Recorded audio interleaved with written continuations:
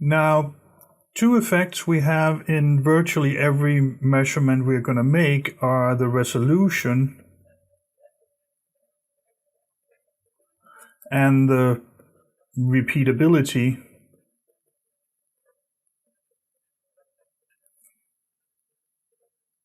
or the repeatability and reproducibility.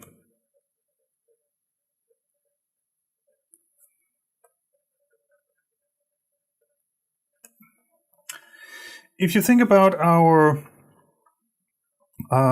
caliber measurement, then you can sort of have a scale of all the possible values that we could get in our measurement.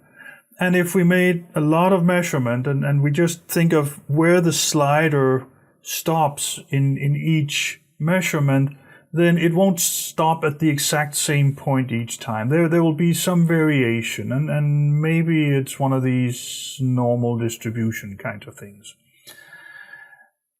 Now that would be sort of the analog repeatability, or we can also call it the true repeatability.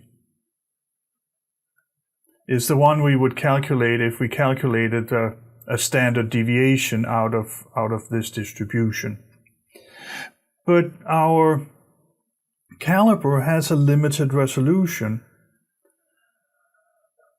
It has a resolution of 0.01 millimeters, so maybe if we aligned like this, and if it was our 50 millimeter measurement we made, maybe 50.00 is here, 50.01 is here, and 49.99 is here. But you see, these are all clustered so closely around 50 that it would give us a reading of 50 every single time.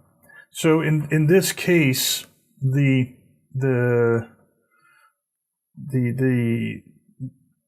repeatability we would see, the apparent repeatability is 0 because we get the same value every time. So in this case, the coarseness of the resolution masks the underlying repeatability of the analog process. Now, if we just happen to be somewhere else along the scale,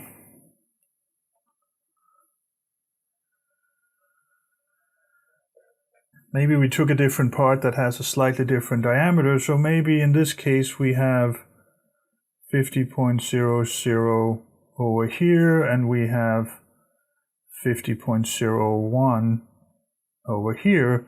And you see this is sort of in the middle, so we might get 50 half the time and 50.01 the other half of the time.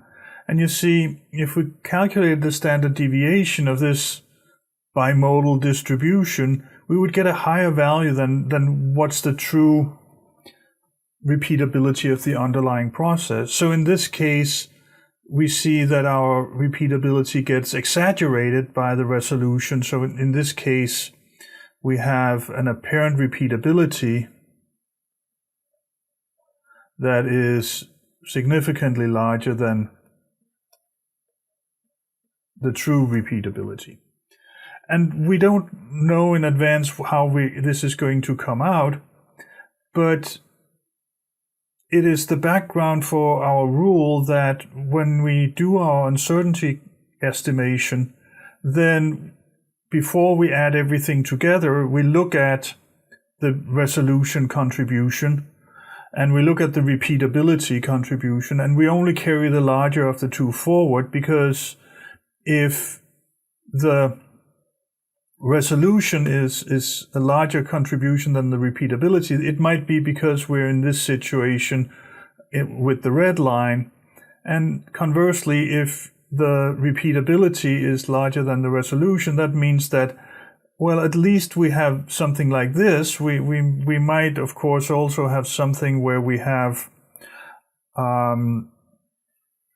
a measurement where we have a very fine resolution compared to the repeatability. So we have something more like this, where we then can calculate a normal distribution over that. But fundamentally, the rule is that we look at resolution, we look at repeatability, and at the end, before we add everything together, we select the larger of the two, and that's the only one we are going to carry forward.